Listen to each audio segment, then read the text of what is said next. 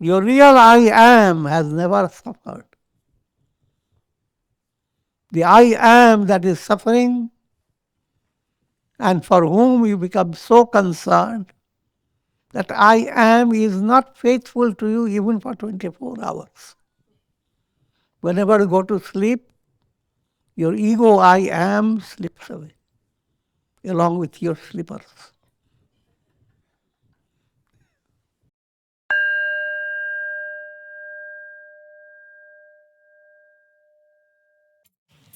Om Brahmanandam Param Sukhadam Kevalam Jnana Murtim Dvandvatitam Gagana Sadrisham Tattvamasyadi Lakshyam Ekam Nityam Vimalamachalam Sarvadhi Sakshi Bhutam Bhavatitam Trigunarahitam Sadgurum Tam Namami.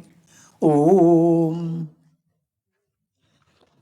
Adoration to Sadguru, who is Brahman, the giver of supreme bliss, embodiment of pure consciousness, one without a second, vast as the ether, infinite, eternal, beyond the three gunas and their modifications, the supreme precept.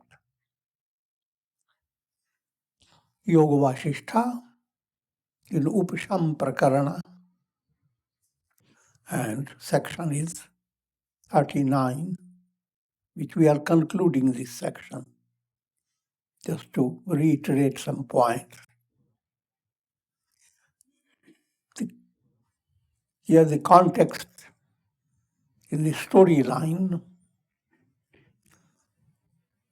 Devotee Prahlada is receiving blessings and teachings from Lord Vishnu. I'm not going into this story, you have already heard about. Lord Vishnu incarnated, half man, half lion, and brought about the destruction of Hiranyakashipu. That was allegorical teaching.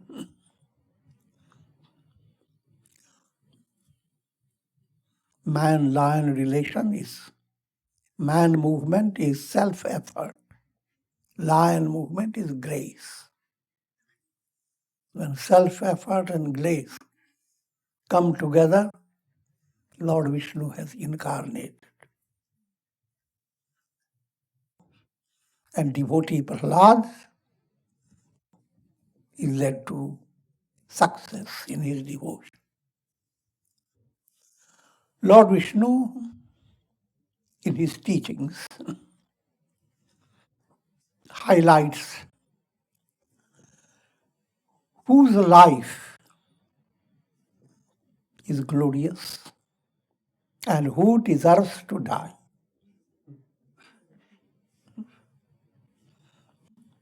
Maranam tasya rajate.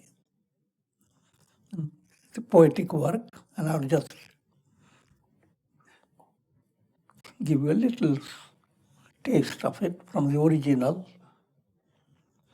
Asha pasha nibandhot taritash chetascha niyate yo vilola vino manovritya maranam tasya rajate. Those who are fettered by the ropes of desires. The idea behind those who want to stay fettered by the ropes of desires and are ever driven back and forth, pleasure, pain, prosperity, adversity. Good one day, bad another day, back and forth. By the fickle whims of the mind, they deserve to die. Deserve to die means their death is for their evolution. And if you don't die, it is a miserable thing. Your soul has no possibility to go through. It's just like body, changing clothes. It's an advanced point.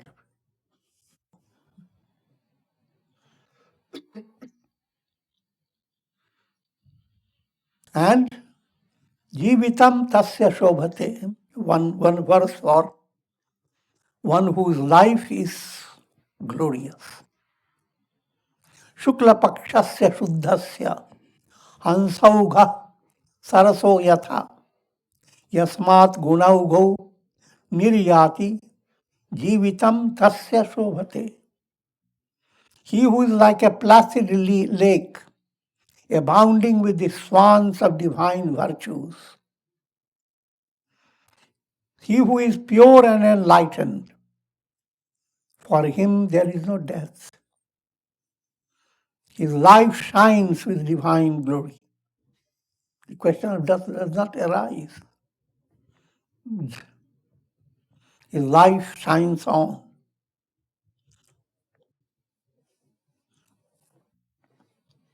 Simple way of saying, if you live purposelessly without fulfilling the purpose of life, dharma, artha, kama, moksha, these are the highlights of purpose, ethical value. That's how one foundation of life must be laid down. Artha, on the basis of material ethical value, and for the sake of promoting ethical value. If you gain wealth, it's perfectly normal. More the merrier. And kama, vital value. Living your life to bring about interaction with society. Helping each other. Be good, do good. And finally, moksha, the infinite value of life. Liberation. If that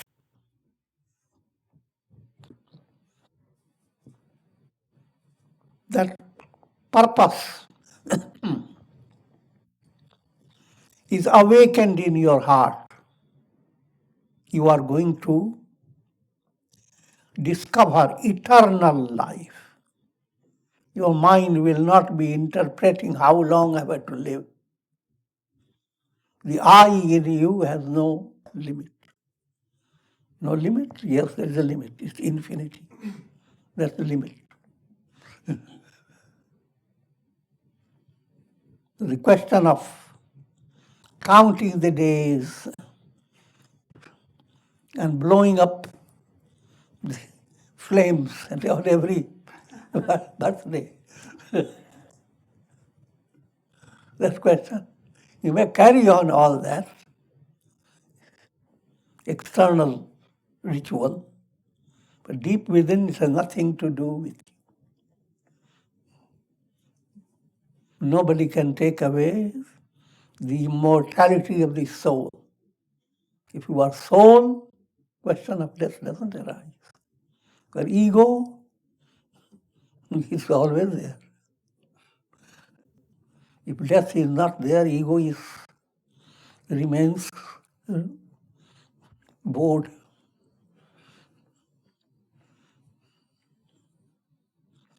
He who is this source of joy to others, when people see, touch, or listen to him, they are thrilled.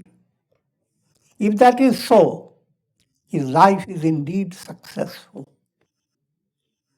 He who radiates bliss and continues to shine like the full moon, removing the miseries of the world, he deserves to live forever. That's the potentiality in every individual.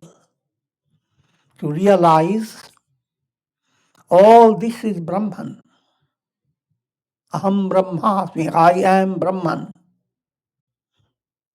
And in practical life, viewing every soul potentially Brahman. Therefore, is the advanced highest level but it's progressive. As you are moving towards it, it expresses in your personality in two ways. You become good, better, more and more good, gooder. And that would put a limit to your inner spiritual enrichment. And you share it. You blossom and waft fragrance. Deep down, you negated the world and discover Brahman alone is real. But it is supplemented by love that now enters your heart is for the entire universe. Sarve bhavantu sukhina. And that type of radiation coming from enlightened sage is inspiring for all and for all times. Section 40. Lord Vishnu enlightens the demon king Prahlada. Lord Vishnu said, people in this world consider life to be the perpetuation of the body and death to be relinquishment of the body. That's the general definition of life. How long your body lives. That's how you count your life. And death when body drops. But this is not the view of the enlightened. O Prahlad, you are above these erroneous attitudes. You are not the body. And therefore, you are beyond life and death. Life and death relate to your body. And since you are not the body, question of when we were born and when you are going to die, that doesn't arise. For easier understanding, think of so many pots with water. And each pot has a reflected sun. That reflected sun is the jiva, the soul. Now the soul has to understand that it's staying in the pot. That's a terrible situation. Going from one pot to another is a better state. Not staying stuck with one body-mind complex. But as the soul evolves, your body-mind complex changes. So, for in this predicament, Maranam tasya rajate. Dying is your positive development. Another development, the reflected sun comes to realize, I am the sun. And, since it's allegorical, it is able to raise its head out of its pot and give comfort to all other reflected suns. That you are not confined to the jar. All of you are Brahman. I am Brahman and I am with all of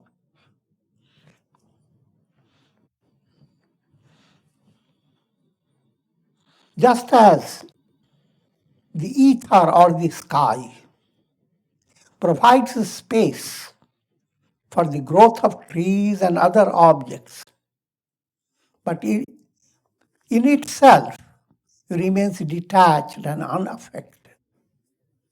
All things happen in space, but the space remains untouched. All clouds move in the sky. They do lots of drama. The sky remains unscathed, untainted. That type of experience awaits every individual. That type of identity, I am that. That awareness, that revelation is called mukti, liberation. And therefore, gods are described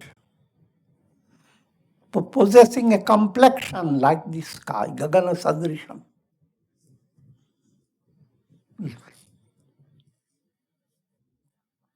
The sky in itself remains detached and unaffected. In the same manner, the self gives a space for the existence, growth, and operation of human personality and remains completely untouched.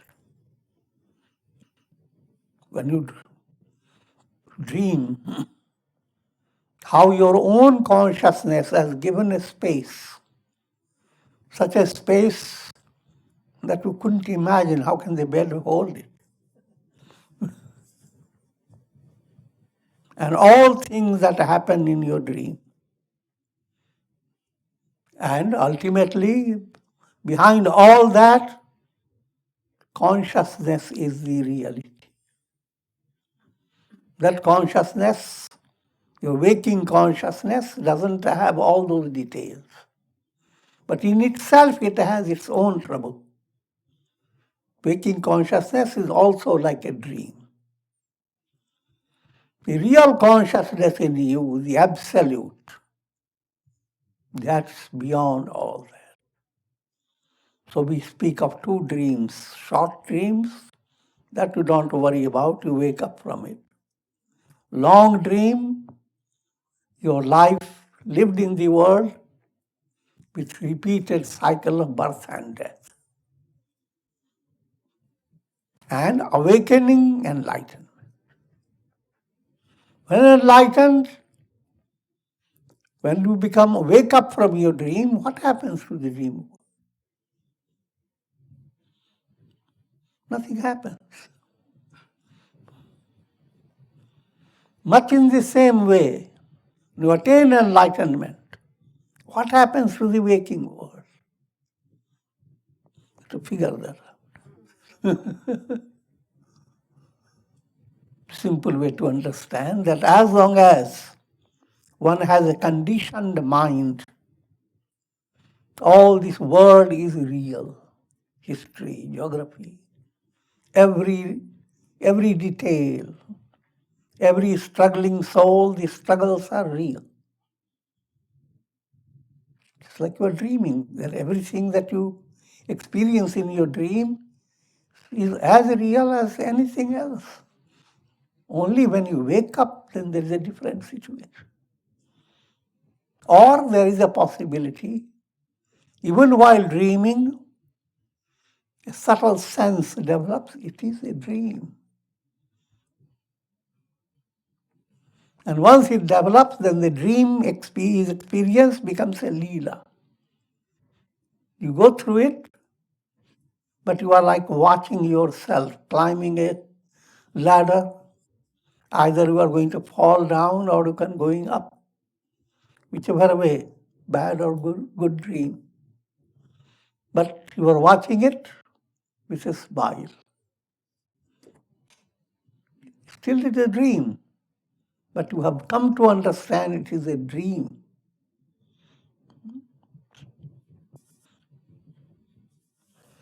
And then finally, ultimately, you wake up from the dream. When first stage is like Jivan Mukti. You stay in the world with body, mind set. And from your side, the world is a dream. Nothing is real. So, no matter how things happen, it does not shake a spiritual aspirant from his root.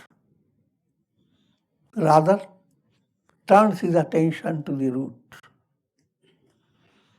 God, even from bhakti point of view, devotion point of view, to develop the attitude that God is supporting you. Another good news, he can never discard you. Therefore, no matter how things happen, positively, negatively, it's always you are under divine mother's care. O Prahlad, for one who is enlightened, this physical body does not exist.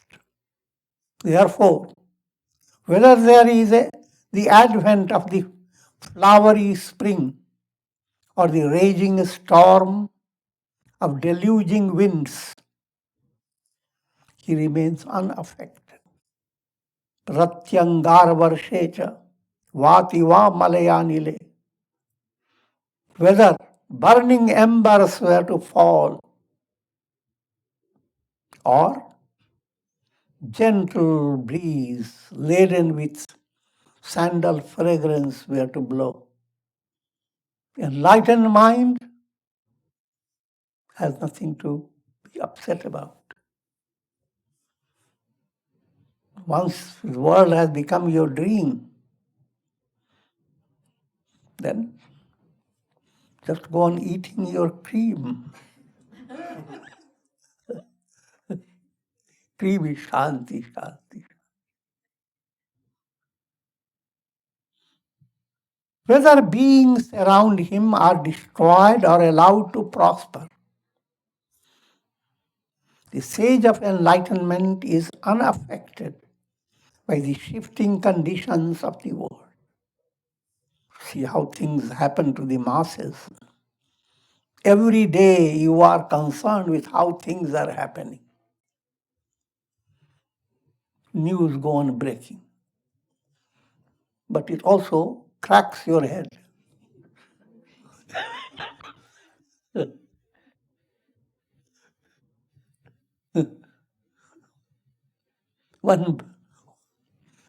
One news early in the morning can spoil your whole day.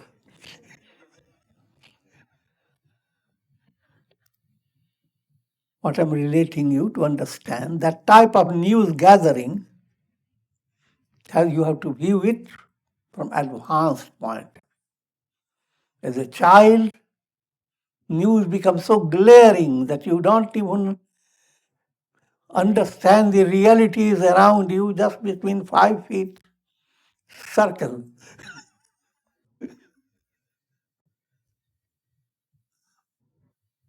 Put it more in a clearer way, human beings are always with problems. There isn't a family that is not having shocking problems, suspenseful situations. So, just your own locality can give you so much news that you don't need to go anywhere else.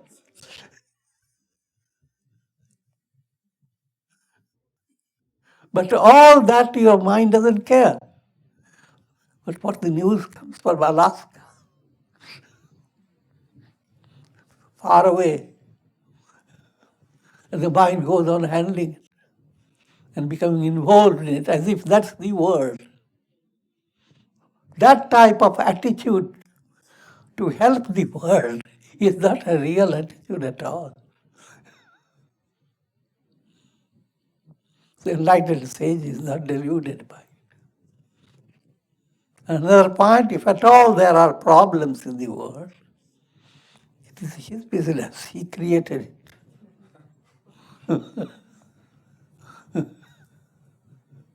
And don't have to worry about him, he's omniscient, omnipotent. So, if at all you want to help, surrender to God. Be led by his will.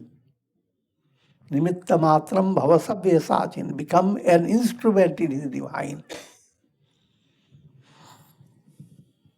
Now that being the advanced teaching, it should not be interpreted as, okay, the world has all the problems. I have nothing to do with it. I'll find a corner in the Himalayas, settle myself.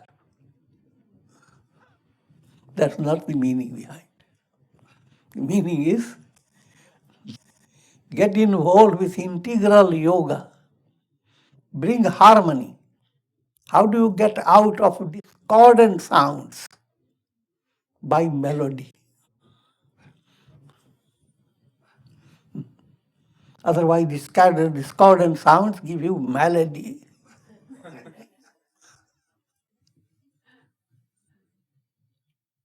Create melody in your personality. 4 aspects: karma, action, emotion that becomes devotion, will that requires meditation, and your understanding, intellectual insight that becomes jnana, wisdom. All these 4 points, they must be in accord. They must bring about harmonious relation.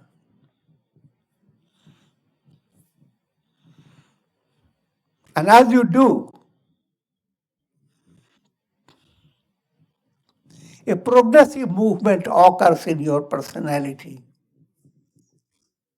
of experience of divine grace, experience of inspiring presence of God, and it enables you to develop divine virtues with harmonious accord. You develop virtues. But when your mind-body set is in a state of disharmony, that there is always a discord.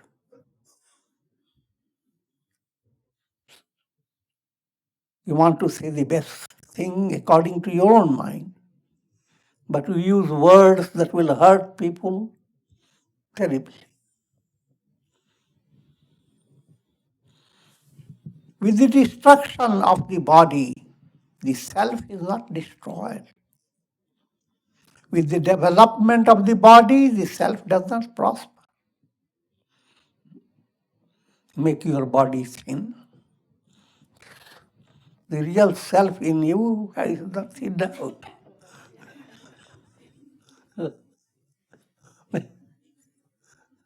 Go other way around. The real self, soul in you, has not gained anything, not an ounce.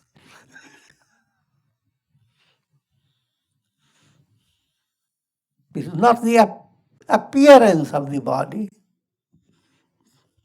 Your health, again, does not depend upon the appearance.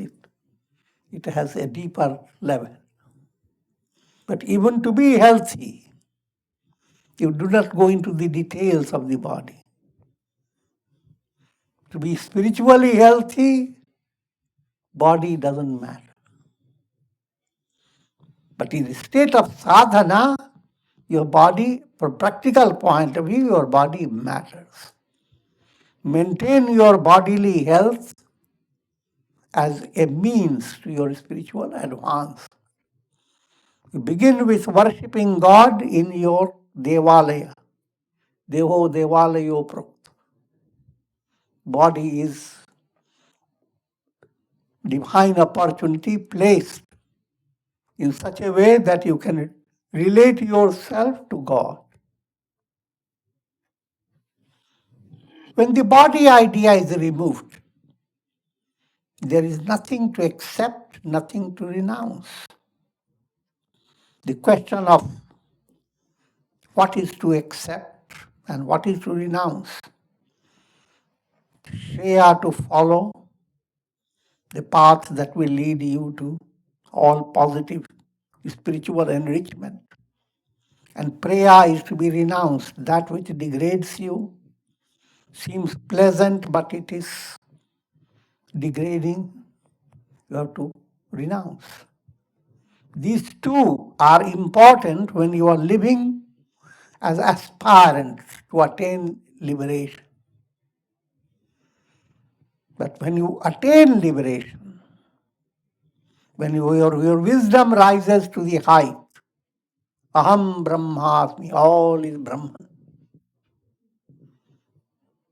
Now there is nothing to accept, nothing to reject.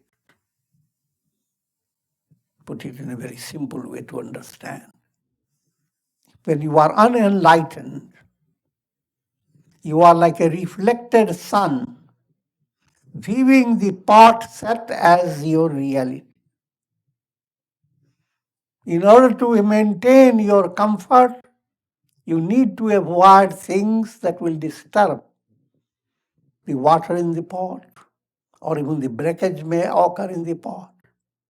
You have to be constantly concerned. But and also you have to be concerned how many problems so many souls are having. But when you gain aham brahmasmi, I am the sun, then possess that sun-like vision for a moment. Where is the problem? Reflections are in a problematic state, but not the sun. So, all problems move away when that realization occurs. And this is not something new, it's a revelation of reality. That's what you are. No matter a reflected sun, how much it has shaken.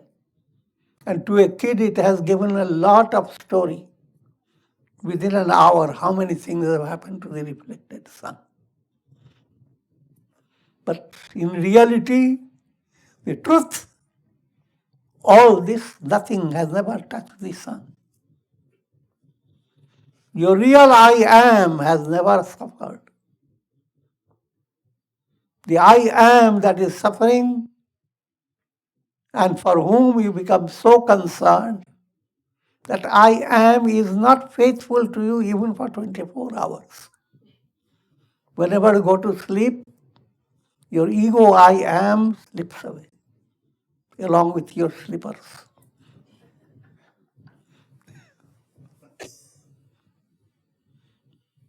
When you wake up, it jumps upon your neck.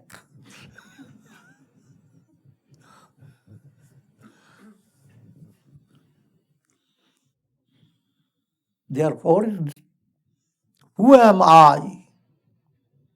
It's a profound question for spiritual inquiry. When attachment is uprooted from one's consciousness, one attains liberation. Attachment is raga. And where there is raga, there will be dvesha. You want to get attached to something that you think is source of happiness. And then you want to detach from something that you think is source of annoyance. But your mind is not very settled. What you like in the morning, by evening you may not like. And so complex impressions arise in the unconscious. And to resolve the impressions of like and dislike, soul needs time. Karma becomes the basis for leading your soul from one embodiment to another. To resolve your effort towards sticking to that which gives you happiness, renouncing that which gives you pain. And that you are constantly intent upon doing that. But in a wrong way, without correcting the mind, Your concept of what is good for you is wrong, what is bad for you is also wrong. When you begin to understand that movement, that's called vairagya. Then, because of the absence of all distractions,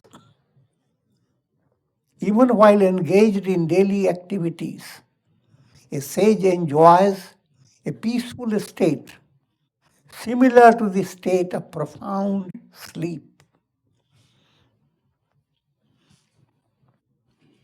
Now, this internal state, even though externally sage appears like anybody else, but it's the internal experience that differentiates a sage from others.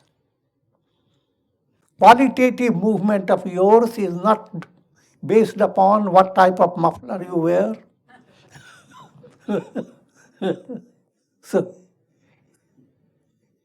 how you appear from the toes to the head, that does not express your qualitative internal development. Now, coming back to the understanding,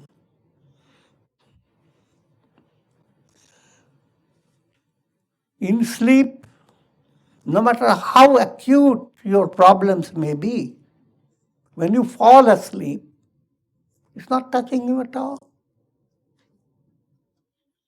Now, follow the same simile without going to sleep.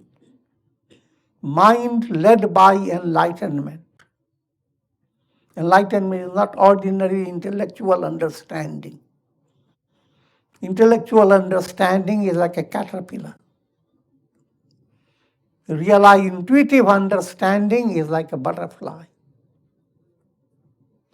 It will be better put another simile.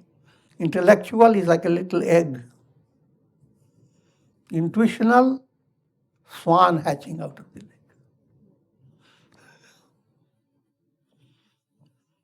So that's a big difference. So if you have that intuitional experience, now a deeper revelation becomes natural for a sage. Revelation of truth. Who am I? I am. That I am alone is real. How many I ams are there? Not how many. Absolute I am. So if you are, I am, then you are all sages and saints put together from all times. And that will be further explained. The Yoga Bhashya does 7 steps of wisdom. First, since I have started it, I will reiterate it. First step, aspiration, called shubhecha. Your ichha, your desire in the world. Now, previously it was just monkey desire. Now your desire has become aspiration, not going after mirage. It's a real happiness. Shubha ichha. Next stage, you go through vicharana. Now you are working upon your mind, and you move from your mind all those karkat barkat, impurities and things that distort your understanding, refract your thinking. So that's called vicharana, which leads to tanumanasi, the mind that was full of garbage, very fallen. Now it becomes thin. Tanu. Fourth step, Sattvapatti. Now the light begins to come into your mental world. Once that stage has come, now you are enlightened. Stages of enlightenment will mature automatically, but from this stage, you cannot go backward. So then comes the fifth stage.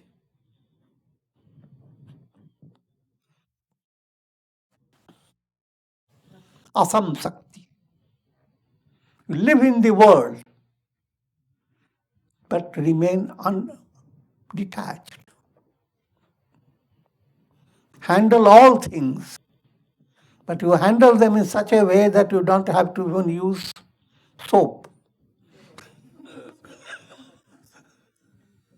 You already put something in your hand, oily substance. So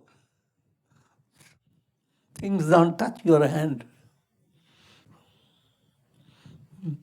They give the simile of like plantains, etc. When you chop, it sticks to your hand. But if you apply sesame oil or some other oil, same thing you do and it doesn't stick. So with a life of wisdom and devotion, a saintly person becomes like that. Karmas don't stick to you. And karmas don't become a history line. How many things I have done. All this is interesting for the masses. So then after asam sakti comes padartha bhavana. Completely like a deep sleep state. And after padartha bhavana comes turiya, the transcendental state. All these are steps which are not to worry about where will I reach the step. Attain fourth step and that all this automatically will happen.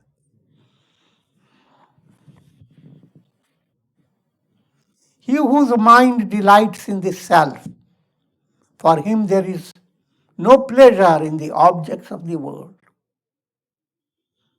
Having been nourished by the nectarine bliss of the self, a wise sage is unaffected by the miseries of the world.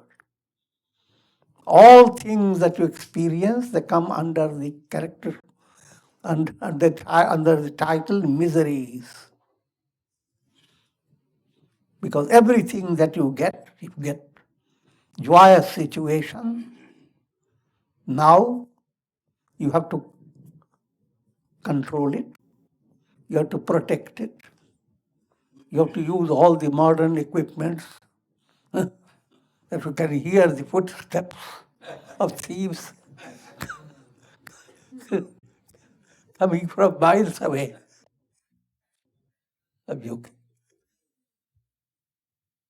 So,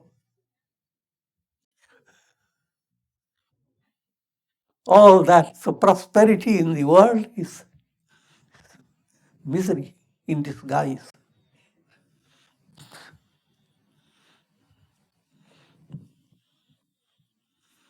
All experiences in the world are dukh, pain. But this doesn't mean that you just walk out. You can't do that.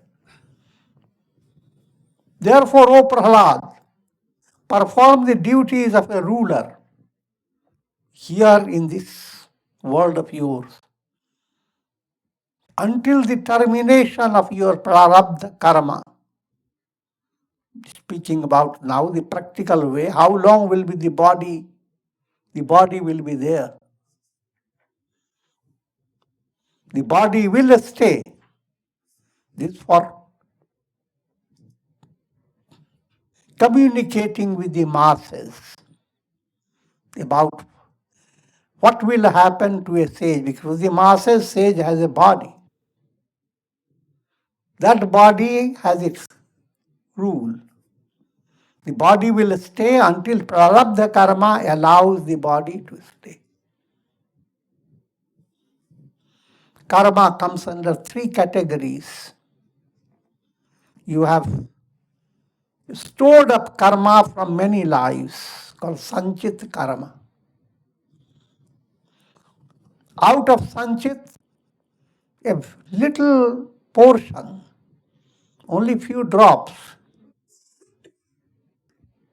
they are called kriyamana karma, that has given you your body and has given a whole plot of your body. When you write a big book, your entire contents you write in your note in 1 or 2 pages. And that you go develop through your whole book. So that type of listing of highlights of your life comes under prarabdha. But that prarabdha goes on changing by your purushartha. The third type of karma is kriyamana karma.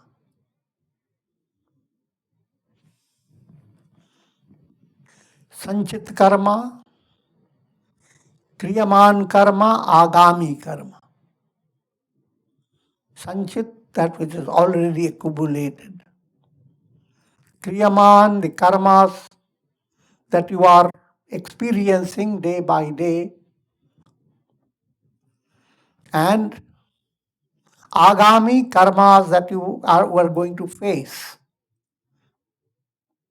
Kriyaman and agami both relate to your prarabdha, how prarabdha is being handled by you. I will not go into too much detail, but that's karmic study. When prarabdha, in the case of a sage, when he becomes enlightened, all sanchit karmas burn up. All agami karmas burn up. Only karma that stays is prarabdha karma, the karma that has given your present body. Body is already there, so as long as the body is there, it is following the rule of prarabdha karma. And prarabdha karma operates in 3 ways. Swecha prarabdha, parecha prarabdha, aniccha prarabdha. Swecha, it appears like you made your plan and you follow your plan to success. So all through is a joyous movement. Now, even putting in a higher level way of seeing, great personalities, Lord Jesus, Mahatma Gandhi, many great personalities, they have always plans before. Swecha, when they have plan and the plan succeeds without obstacle. Parecha, great personalities, their devotees come to them and they have already created a whole plan for Jnana Yajna. So it's parecha. So it didn't come from him, came from people around and impacted on him. But he's following the law of prarabdha. And then there are anicca. You are talking and suddenly you have to sneeze. You don't like it.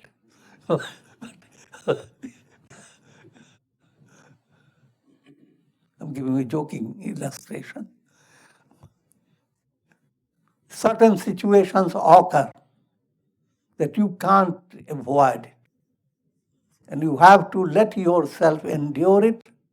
Hurricanes come in, storms come in, social disturbances come in, so many things come in. Anicca, you don't want it, but then that's the word. Only difference now, in each case, person who is not enlightened, if Swecha Prarabdha is operating and you do things and you are fulfilling, it brings to your mind more desires for that type of thing.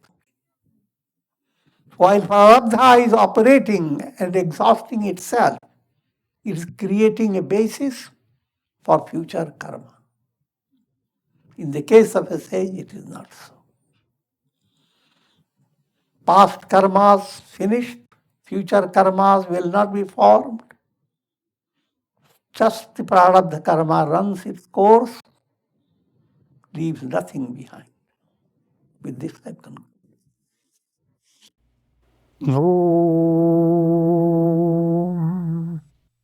Purnamadaha Purnamidam Purnat Purnamudachyate Purnasya Purnamadaya Purnamevavasishyate Om Shanti Shanti Shanti.